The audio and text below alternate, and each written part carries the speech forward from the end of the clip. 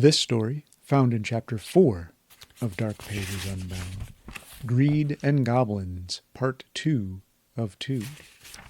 Written by Brandon McAleavey. Previously on Greed and Goblins, Part 1 of 2. When finally we reached the chamber marked on our map, it felt less like a triumph and more like the end of one nightmare, perhaps the beginning of another. What we didn't know then was we made it here with little trouble only because we were allowed to. We should have run, but a second voice, one that felt more tangible, it soothed me. It was soft, gentle, coaxing. This new whisper twisted our fear into gilded hunger. We looted like starving dogs. Ventura entered, untouched by the greed. She pointed back at the entrance of our treasure chamber. You have what you came for. Now we leave. I still lingered, entranced by one single chest. I wouldn't leave it. This was no cursed cave. It was a mouth, and we walked willingly into its throat. We were set to leave before it swallowed us. Dura rushed ahead as a bulwark. As we charged, the goblins pressed us at every turn. The illusion of escape shattered. The path we took to the treasure was never ours. It was one given, and now it was being taken back. The goblins seemed more than mindless raiders or thoughtless thralls. They were a coordinated, malevolent force. Every path out was hemmed in by waiting fangs and blades. It was a bloody gauntlet. Dim, jaundiced eyes menaced from every shadow. Arrows whizzed past. Jagged blades slashed from everywhere. We were cut and sliced. We bled freely. Small cuts, deep wounds, it didn't matter. All in the name of escape. Forward was the only direction that wasn't death. But something in me knew we were being herded. Time unraveled completely. After an eternity of flight, Dura motioned us into a dark hollow, dousing our torches. The glow of her mace vanished beneath her cloak. In darkness, the horde surged past, missing us for now. I heard Dura set down my chest with a grunt. Then she lit a sliver of tinder for a small light, which revealed she had been impaled with arrows. Dozens, barbed, filthy, she led the way. She took those arrows for us. Blood trickled from her mouth, soaking her now filthy cleric's robes. She said nothing, just began pulling them all free. With each wet rip came a silent scream. She whispered her prayers. Light bloomed from her hands. The bleeding slowed, then stopped. But her eyes were dull, and yet still she stood. Then Elgin gasped. In the far corner of the alcove, lit by the faint flicker of tinder, stood a shrine. A crooked, obscene, profane shrine. Spires of bone wired together in impossible angles. Plates of rust hammered with embedded teeth. Entrails dried and twisted into garlands. The rot here was old, layered, 1,000 sacrifices worth. As our eyes settled on it, static filled our ears. The dominating voice closer. Its words were clear. The same chant the goblins had been singing. The melody was maddening, dissonant. We all clawed at our heads. Anything for relief from this droning. At the shrine's base, a sackcloth twitched as it moved, convulsing, rising. Bones cracked and joints popped. A shape beneath the cloth arched upward, jerkily and slow. A goblin, but not. A dried husk of a goblin, desiccated, twisted. Its spine curved backward unnaturally, vertebrae popping as it stood in silent reverence. Its face lifted, lidless eyes white and webbed with crimson veins. Its nose was a collapsed pit. Its mouth a shriveled crater, lips long since eroded, it yawned too wide. A long, deep inhale, which scraped like sand across tombstones. Then it exhaled. An incantation bellowed from its throat, blasphemous and wrong. The sound crawled into our bones, pushed bile up our throats. Dura hefted the chest without a word. We all turned to leave, all but Kyrios, who stood transfixed before the shrine and its skeletal priest. The creature wheezed out arcane syllables, the dry chant merging with the lunatic chorus, echoing through the tunnels. Dura grabbed Kyrios by the collar and yanked. As they turned, we saw a twisted gaping of their lips, their vacant eyes, and their jaw moving as if reciting maddening prayers. The flesh encircling their mouth continued to expand as it split and ripped from the strain. Facial muscle became exposed. Blood and saliva drooled down their chin, all while their jaw continued the eulogy of reverence to some forgotten god. Until the pop and crack of bone and ligaments as their lower jaw popped out of socket, widening their gaping maw. Scars on their face throbbed red, glowing like embers. Kyrios' fingers dug into their own face, peeling at the seams of recently mended scars, pulling away bits of flesh as if peeling off scabs. Blood poured. Still, Kyrios chanted. Their face warped in mirthless ecstasy. Then, arms wide, blade raised, smiling with a joyless grin, Kyrios offered themselves to something unseen. We ran. Kyrios was already lost, claimed by something far older, far crueler than the goblins. Dura's conjured light led us, while behind, Kyrios pursued and warbled, our friend's voice echoing the inhuman rites of a godless tongue. We ran into the timeless dark for I don't know how long, until finally the last passage loomed. Hope welled in us until we noticed it was guarded. A small group of goblins waited, blades bared. All of them, mouths agape, tongues lilting like dangling leeches. Behind us, the encroaching horde. Trapped again. The discordant dominating voice rose above the hissing din once more, marshaling us to return to the dark, while the second voice of greed whispered to us, urging us forward and out. It commanded that we push past the waiting weapons and sharp teeth ahead of us. Dura didn't hesitate. She roared and charged, trampling our small foes underfoot. They cut at her, tearing her legs open. She didn't stop. We followed. Then, a grunt and a clatter. I turned around. Elgin. Kyrios had found him, dragged him into the dark, swarmed by giggling goblin disciples.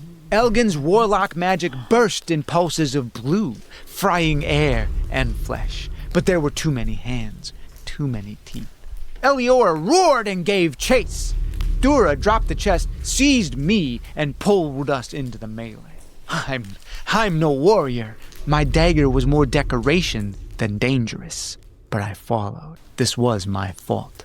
We were each cut, bruised, bleeding, weakened from fatigue and loss of vital fluids.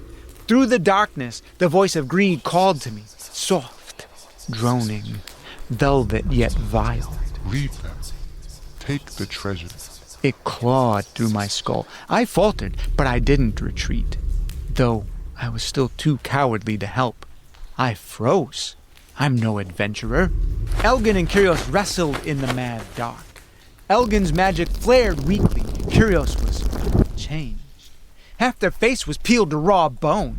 Their jaw hung like a broken door, swinging with every chant. The hymn droned from deep in their throat, not speech but prayer, a love song to something monstrous. Eliora fought like a berserker with the writhing mass of horrid goblin creatures. They clung to her, biting, slashing at exposed flesh. Dura fought beside her, bashing them off with her brutal swings. Eliora surged through the goblin ranks and reached Kyrios, grabbing their scalp and pulling. Flesh tore elastic and wet. Their face stretched like a stubborn mask, refusing to be removed.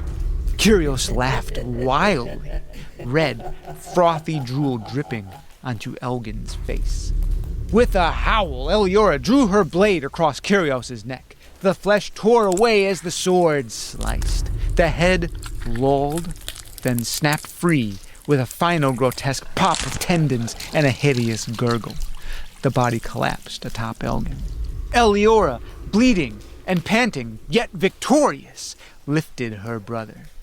He could barely stand. Already fractured bones snapped beneath his weight. His eyes rolled, his lips muttered. His sword slipped from his fingers, his skin was shredded. He was beaten. Thura cleared the way, and once again we all limped to our escape. Foolishly, we believed the cave was done with us. As we all struggled for breath, heavy footfalls pounded behind us. The eldritch, dominating voice laughed from everywhere and shook the cave itself. From the dock, 3 nightmares emerged. Goblins, perhaps, no longer. Hideously huge, monstrous beings. More akin to orcs than goblins. They had become flesh parodies, walking cysts of disease and hate. Swollen horrors, tumors pulsed beneath blistered skin, their meat split and leaking with every breath. Veins the color of dried pitch throbbed like parasites, carrying putrid ichor that burbled from ruptured growths. Their faces were masks of decay, bulging and blind and crusted with gore. One amongst their trio was even more horrifying than the others. The last was a golem of corpses, a patchwork thing, sewn together like a child's abominable doll. There were superfluous, useless limbs, rotting and jammed into its torso, held in place with splintered bones, leaking thick infected discharge at each place of connection. Where the skin had torn, it oozed a gelatinous yellow fluid. The creature was alive, and yet never had been. They roared and barreled at us. We all ran, spurred by terror, not for glory, not for treasure, but for our very lives. Elgin staggered, slowing us, but we couldn't leave him. Behind us, the horde screamed, a frenzy of devotion to the voice of domination that sang inside our minds. It pulsed a wave of 2 choices. Turn back, to join the praise for whatever ancient god slept below us in the darkened depths, or run away in vain, leading only to the inevitable, torturous death. It didn't care which, only that we choose now. We reached the crossroads once more, and the grotesque goblins closed all distance between us. Elgin was simply too slow, and the rest of us were too tired. Elgin cried out. One of the bloated monstrosities had seized him away from Eliora, pustules bursting as it moved. Viscera vomited from its infected wounds, covering the warlock, mouth stretched wide and trembling with ecstasy. Its claws dug deep, raking into Elgin's chest. Blood burbled beneath its fingers. Elgin wept, gasping, while the hideous monstrosity cackled in riotous laughter. Eliora fought to reach him, blades glimmering in the fading glow of Thura's light. She slashed at another of the horrors which stood between her and her twin. It stood an imposing terror, made flesh, tumor-riddled, wet with rot. Flesh parted, but the thing did not care. It moved through her strikes, skin falling away in sheets as she carved, exposing glistening meat beneath. Thura lunged to help her, shouting, "Get Elgin!" To me, she knew the truth. She knew it was too late, and I knew it too, but I ran anyway. This was my penance to pay for my hubris, for my belief that I could be an adventurer. As I ran into the dark, the greedy voice called to me. Leave them. You've earned your reward. Take it. After all, it's what I had longed for, what I had earned. I almost gave in.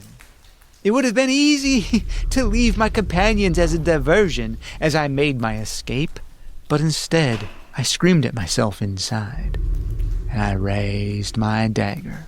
I slashed the back of the creature holding Elgin. It turned slowly, then stared at me with empty pits where eyes once sat, gaping voids in the monster's face. Though I somehow felt an oppressive gaze upon me, as it grinned sadistically at me. I saw shards of metal and bone jutting from its gums, teeth it had built for itself. Elgin looked at me one last time. He mouthed the word, "Go." Then he sagged, limp, and allowed the beast to carry him into the dock. The goblins wailed in triumph. The voice of domination lagged, a bellowing, satisfied grumble from the deep. Then, boom! An explosion. A burst of gore and fire. I was flung back, blinded, body screaming with fresh pain. Bones splintered. I lay stunned in a puddle of blood and bile. Then, more footsteps, heavy and shuffling. I was certain this creature would be upon me in a moment, and I would meet my deserved end. But it was Thura. Thura stood above me, a silhouette of ruin. One arm was gone, her face bloodied and exhausted. She dragged Eliora behind her, unconscious. Through the murk, she dropped her glowing mace at my feet. "Carry it," she said, and collapsed to her knees. I obeyed without question. The mace's light revealed the rest. Thura's side was torn open, her ribcage visible beneath shredded armor and robes. She didn't flinch, just prayed. Warm radiance bloomed from her remaining ruined hand, and stopped again. But her missing arm was gone forever. "Before I can help her, I need rest," she whispered. "Pray, she can be saved." Once more we moved, barely alive, past the treasure chest, my treasure chest, the one I had longed for since my youth, the reason I came here. Thura didn't even look at it, but I did. The voice of greed returned softly. Take it. You must. It's always been yours, waiting for you. I convinced myself, this is for their families, this is for them. I grabbed the rope handle, and suddenly, where the chest was too heavy before, it moved across the ground almost too smoothly, as if unseen hands were helping it along. I told myself it was Curios and Elgin, guiding me home, helping to secure the treasure that we deserved. The exit loomed ahead. A pale sliver of moonlight pierced the gloom. Behind us, the drums began to pound and pulse again. A second heartbeat rising, loud and close, raising the furor of the devout calls from and into the depths. I panicked, and I pulled even harder. The voice of greed whispered again, "Faster! Safety is within reach." Oh, I obeyed. I outpaced Thura even, but she was dragging Eliora, twice her size, with one arm. There was no hope. I obeyed the greed, and I ran. I emerged into the moonlight. The air hit me like absolution. I breathed so deep as I thought I had taken the first real breath of my life. I ducked behind a tree, scared, dropping the chest and the mace. But then I looked back, and I saw her, Thura, still inside, now crawling on her knees, still dragging Eliora. Every movement she made was pure exertion. Forgetting I was a coward, I stepped forward to help. But the greed commanded to me, "Leave. Secure your pride. Save yourself." The goblin shrieked again. Close now, so close. I hesitated. Then I rejected it, shaking. I ran toward her, ready to give her everything she'd earned and more, so much more. But I was too late. Thura's arm jerked as if caught on something behind her, and her eyes went wide. The patchwork beast, that twisted, orcish goblin of mismatched flesh and too many limbs, had returned. It seized Eliora, chortling like a lunatic. She screamed, weak and half-conscious. I staggered, helpless. I have no magic, no weapons, no skill, nothing to help my companions avoid their miserable fates. But Thura, she had magic and skill. Why didn't her magic flash? Why didn't she fight with her weapon? Then I remembered. Thura's magic was gone. Spent healing us in too many foolish instances prior. She needed rest to replenish her magical well. She said so just moments before. Of course, she used no mace because I had carried it out of the cave and left it behind the tree with the chest that cost everyone their lives. She never stood a chance. Neither did Eliora. Thura pulled with all the might she had remaining, her face contorted in a desperate summoning of strength. Then, a set of 4 arthritic, gnarled, and bone-white fingers crept over her forehead. They slid down across her brow and clawed into her. Her skin split. Blood ran from her eyes. The sewn-together thing let out a deep bark, spewing brown filth from its mouth. Eliora screamed as the summoned goblins pounced on her like a swarm of flesh-eating beetles and carried her away into the darkness. The monster crushed Thura's face, its hand cracking, grinding bone with glee. Thura's mouth opened in a grotesque, calm, and contented smile. Then, a wide yawn. Her eyes rolled back, her skull fractured, a spiderweb of ruin. In one last moment, Thura smiled a twisted smile of empty pleasure, and a moment later, she was gone, dragged into the dark. I waited. I whispered prayers as their screams faded into goblin yips. None of my prayers were answered. I waited as the howls and drums returned to the silent, dark abyss they had echoed from. The cave eventually fell quiet as the sun rose around me, but my companions never did. Their strength saved me. Their deaths bought my survival. My cart was near. A few days' travel would take me and the treasure home. I loaded the chest. I thought of all their families, thought of sending them coin, blood money. But would that undo what I had done? Of course not. But it's what was right. They earned their pay, and I intended to make good. I turned down the road, alone. The treasure wasn't a blessing after all. It truly was a curse, just like the old tales had said. And like always, others paid for my ambition. The fear, exhaustion, and sorrow of this entire event, all of it faded the further I got away from the cave. A gentle calm overtook me. The dominating voice was gone. Instead, the voice of greed crept into my ears again and whispered sweetly, All is well now. The burden is behind you. You earned this. I smiled.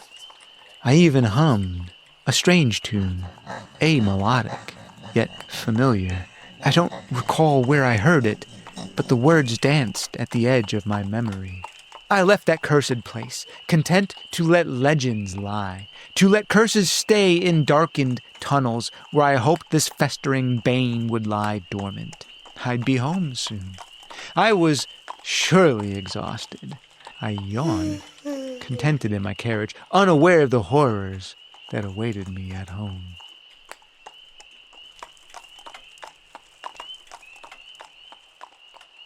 Thank you for listening to Dark Pages Unbound.